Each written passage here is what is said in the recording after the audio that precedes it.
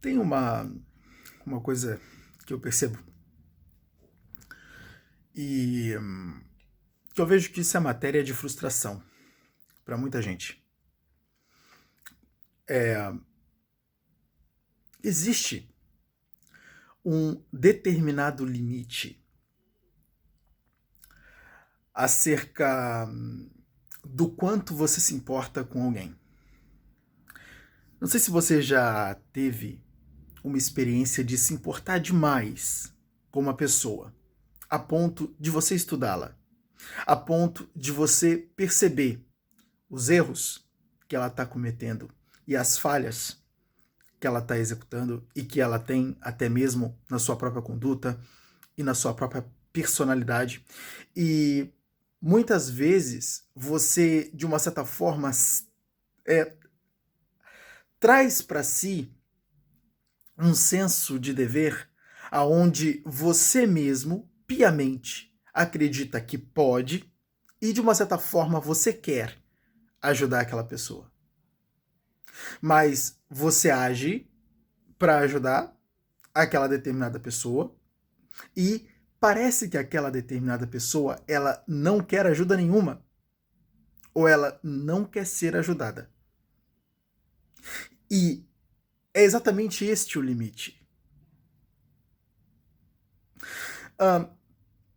Uma vez,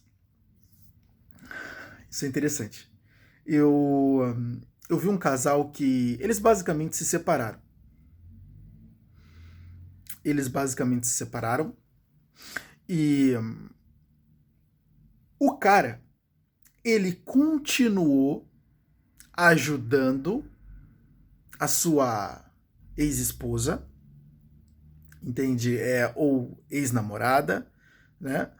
E continuou ajudando ela, mesmo eles já não estando juntos. E ele era genuinamente preocupado acerca de como ela estava. E, de uma certa forma, ele provia aquilo que faltava. Se, porventura, algo tivesse faltando, se ela tivesse uma necessidade que não estava sendo suprida, ele se colocava para suprir. Se tivesse faltando alguma coisa, ele se colocava para complementar. E era uma coisa de louco porque ele já não tinha mais essa obrigação. Os dois eles já não tinham mais uma relação. Mas mesmo assim, genuinamente ele ia lá e se colocava à disposição. E por que ele fazia isso? Sabe por quê? Porque ele se importava com a pessoa. E ele tinha um senso de dever para com aquela pessoa, o que é natural quando você se importa com alguém. E isso acontece por quê? Porque existe uma coisa chamada amor. Não sei se você vai entender, mas provavelmente não é nada disso que você está pensando. Quando basicamente hoje nós falamos de amor, a gente geralmente está falando do amor que os gregos chamavam de eros, o amor erótico, o amor acerca de amassos corporais, né, o amor beijinho, o amor sexo. Né? Então é basicamente acerca desse amor, esse amor com teor sexual que nós estamos falando. Mas existe um outro amor que os gregos chamavam acerca do amor ágape. Esse amor ágape, inclusive, ele vai ser utilizado para definir o amor que o Senhor Jesus Cristo tem por nós, seres humanos. E esse amor ágape, ele fala acerca de um amor que ele se expressa no cuidado. Então, o amor, ele não é uma coisa simples de se definir. Até porque se te perguntar, defina-me o amor, ora, você fica meio confuso, né? Provavelmente você vai dizer que o amor é quando duas pessoas se amam. E, logicamente, você não sabe muito bem como definir isso e vai dizer alguma coisa bem óbvia. Né? Por quê? Porque o amor a gente simplesmente sente. É uma coisa mais para o campo emocional do que para o campo racional. Tem coisas que são difíceis racionalizar. São as coisas que nós chamamos de ilógico. Né? Ou seja, não tem como nós exercermos uma lógica acerca daquilo. A gente simplesmente vê a manifestação do sentimento. É que nem quando as pessoas elas se perguntam, putz, o que me levou a eu me apaixonar por ele? Ou o que me levou a eu me apaixonar por ela? Né? Quais são as causas? E muitas vezes você procura as causas e não encontra nenhuma. Né? O que foi? Cara, o que será que me fez eu me apaixonar por essa menina ou eu me apaixonar por esse cara? O que aconteceu aí?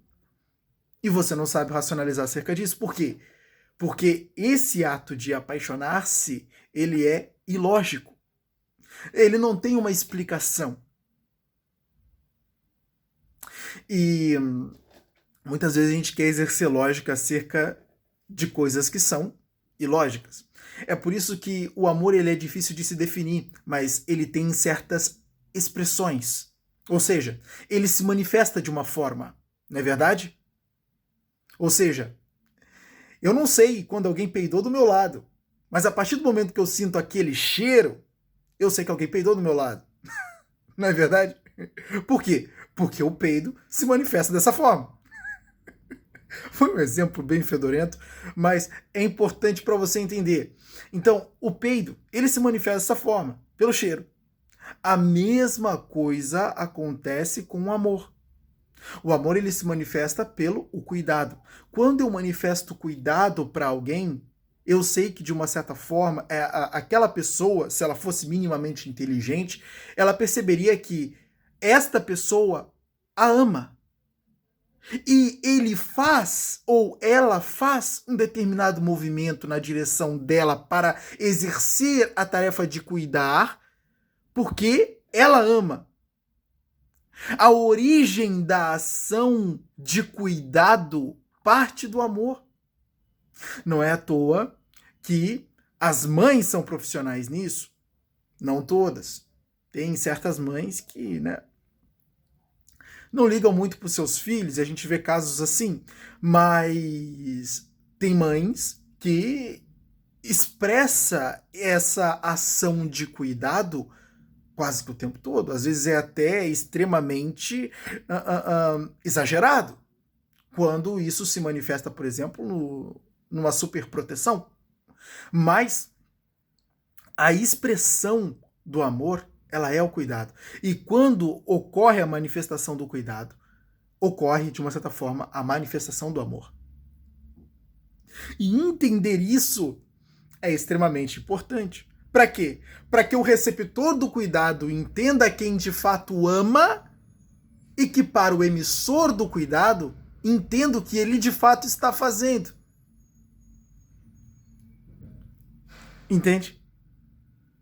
Então, quando eu sou capaz de entender como o meu amor se manifesta, eu sei quando eu estou amando, eu sei quando eu estou exercendo um amor não comumente, ou seja, não um amor comum, o amor erótico, mas o amor que ele se manifesta pelo cuidado, o amor ágape.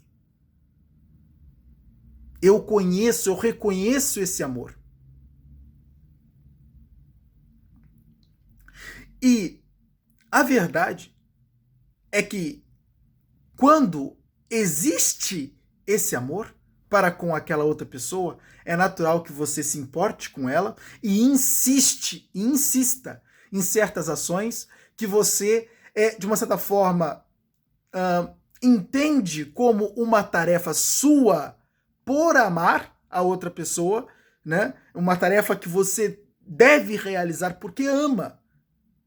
E é o amor a origem deste cuidado que você exercerá. É exatamente por isso que as pessoas muitas vezes insistem em certas coisas. E insistem muitas vezes até demais. Não é? O motivo pelo qual o cara ele seguia cuidando da ex-esposa, da ex-namorada, eu não lembro muito bem o que eles tinham, mas o motivo pelo qual o cara seguia cuidando dela era exatamente porque ele a amava. E poderia ser um amor erótico, com teor erótico, mas que de certo modo havia ali um amor que se expressava no cuidado. Entende? E qual é a matéria de frustração? A matéria de frustração é que muitas vezes o receptor não sabe que é amado. E aí é que está o grande problema. As pessoas se frustram porque elas emitem amor demais. Elas atuam, e isso é lindo. E isso é lindo, e vou te falar, isso é uma ação nobre de uma pessoa. A pessoa deveria de se orgulhar por estar agindo assim. Por quê? Porque ela é uma pessoa capaz de amar. E as chances dela ser uma pessoa bem resolvida na vida são gigantescas. E isso faz uma diferença muito grande na vida das pessoas. Por quê? Porque só pessoas bem resolvidas conseguem amar com eficiência. E esse amor parte dessa bem resoluto, desse ser bem resoluto. Então, quando ele ama, ele vai externalizar o seu cuidado. Só que muitas vezes o emissor não saberá que está sendo amado, porque é incapaz de perceber o amor do outro se manifestando. Por quê? Porque não entende a manifestação do amor. Não entende que o ato de cuidar é a própria manifestação do amor e é a origem do tal ato. Então, ele desprezará o cuidado. E no desprezar o cuidado, ele mostra, ou ela mostra, que é uma pessoa mal resolvida. E aí é que está o problema. Quem se sente frustrado, geralmente, é o emissor.